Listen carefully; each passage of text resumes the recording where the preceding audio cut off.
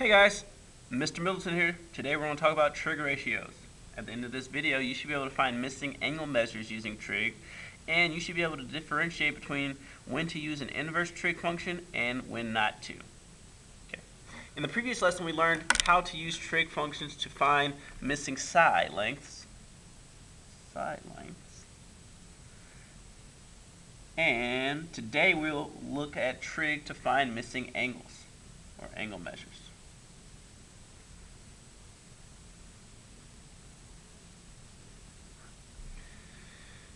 Okay.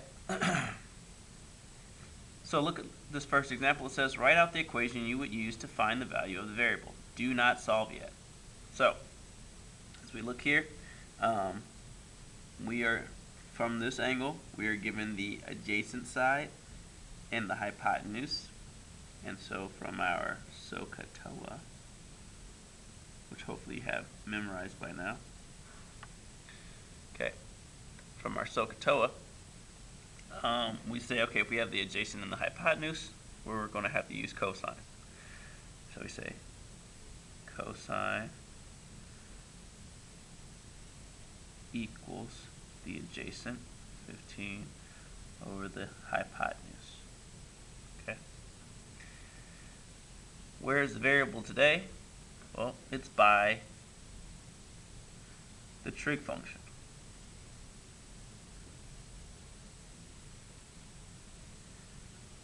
Okay, it's by the trig function. Getting the variable by itself requires something called the inverse trig function. We'll talk about that today and kind of reason through why that works. We cannot divide by a trig function since sine, cosine, and tangent are simply descriptions. They are not values. They are not numbers in themselves. Okay? So we've used inverses before, but you might not have known it. So let's try the problem below. We have 3x equals 21. We know to divide both sides by 3, but why? And here's why. Because dividing by 3 is the same as multiplying by 1/3. Multiplying by 1/3. But 1/3 is the same as 3 to the negative 1. From exponent rules in algebra, hopefully you recall that. And that exponent is called an inverse function.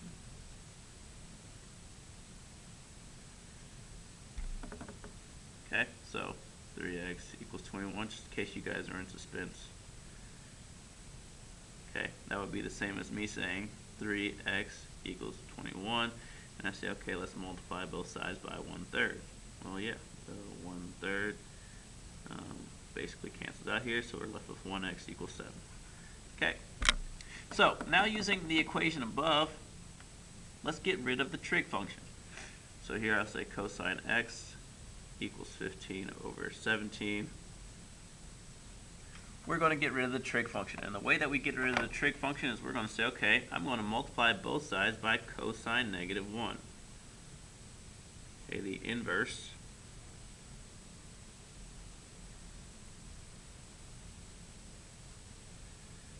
okay.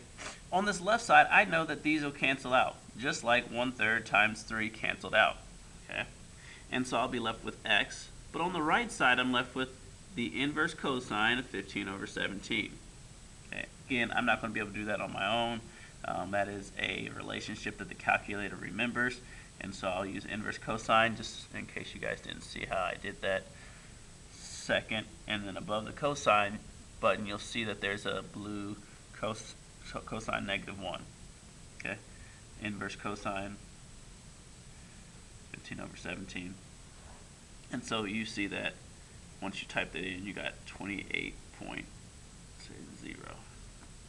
Actually, it would be 28.1 to the directions tell me to do. Okay.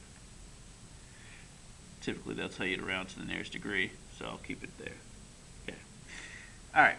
The only time we use the inverse trig function is when we're trying to find the measure of an angle. So yesterday or last lesson, we did not have to use inverse trig because we weren't trying to find an angle. We were trying to find side lengths. So today we're trying to find angles. We have to use the inverse trig function.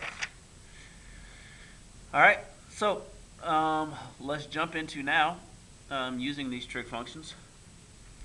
I'm going to write the SOHCAHTOA up here. Some old hippie came around here tripping on apples. Alright, there we go. So, find the missing angle measure or side length, round your answers to the indicated position. So notice that we'll get angles and side lengths here, so we have to make sure that we're paying attention to what we're finding.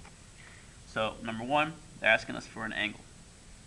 From A, they're giving us the opposite and the adjacent, and so we will use tangent. Tangent x equals the opposite, 300, over the adjacent, 400. Okay, and so yeah, the numbers 300 and 400, that'll be the same if we simplify to 3 over 4, okay? Because it's a ratio that matters and not the number specifically. All right, so in my calculator, or I can do this off the calculator first, I need to get rid of tangent, and so what I'll do is I'll multiply both sides by inverse tangent equals inverse tangent of 3 over 4. Okay, and so on the left side that cancels out. I'm just left with x equals the inverse tangent of 3 over 4. I can do that in my calculator. Inverse tangent of 3 over 4. Okay, 36.87. I'll just show you guys inverse tangent of 300 over 400. Okay, just to calm any fears that, what if are they different? No, it's a ratio. So as long as the ratio stays the same, this value will stay the same. It says round your answers to the indicated position. Number one says to the nearest degree. Our nearest degree here would be 37 degrees. Okay, just follow the directions of the problem. All right, number two says find angle B to the nearest tenth. Again, they're asking us for an angle. They're asking us for an angle, and so we're probably going to have to use inverse functions. All right, so for angle B, from B, I'm just going to mark it so it's easier for me to remember. I'm looking at the opposite side, and I'm given the hypotenuse. And so opposite and hypotenuse show up in sine.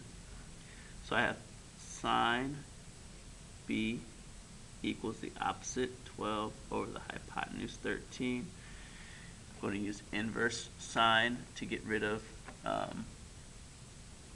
sine on the left side. So inverse sine of 12 over 13. And that leads me to 67.38. Tells me to the nearest tenth here. So 67.4 degrees. Make sure that's all in there. Okay, all right.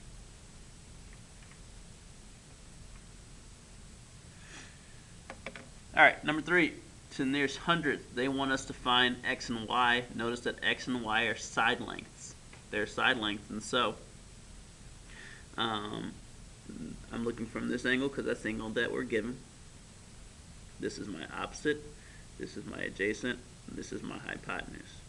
So the equation that I'm going to use for x, adjacent and the hypotenuse, gives me cosine. So I'm going to say cosine 36 equals the adjacent x over the hypotenuse 7. And for y, opposite over hypotenuse, I'll say sine of 36 equals y over 7. Okay. And so now to solve both of these, I'll do 7 times cosine 36 in order to find x, which is 5.66. It asked me to round to the nearest hundredth place. And for y, I'll do 7 times sine 36, and that'll be 4.11.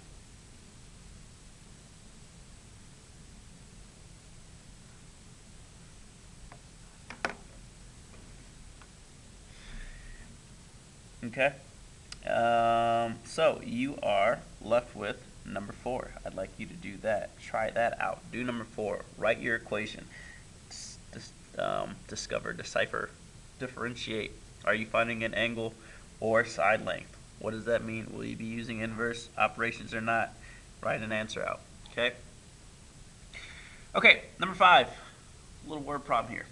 It says you are standing 500 feet from the base of a giant redwood tree that stands 300 feet tall.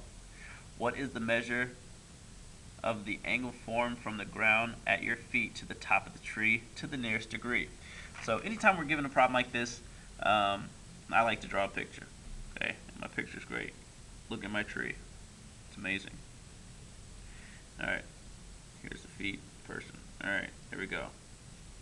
Wow, big tree. Okay, so they tell me that I'm standing 500 feet away from the base of the giant redwood, and they told me that this tree is 350 feet tall.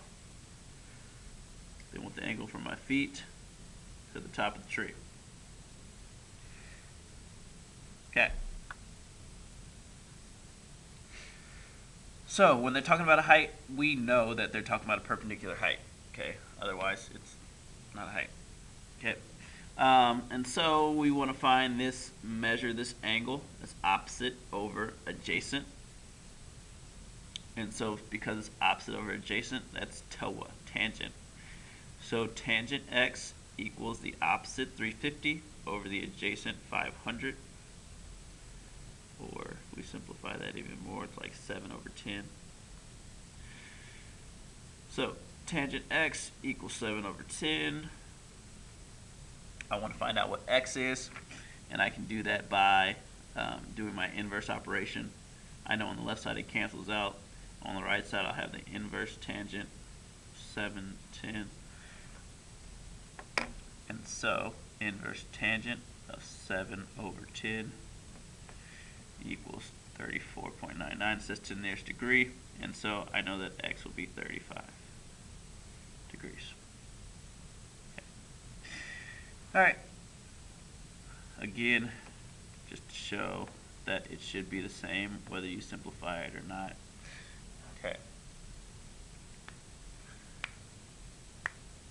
Alright, so try number 4 out. Hopefully at the end of this video you are now able to find missing side lengths and missing angles using trig functions. See ya.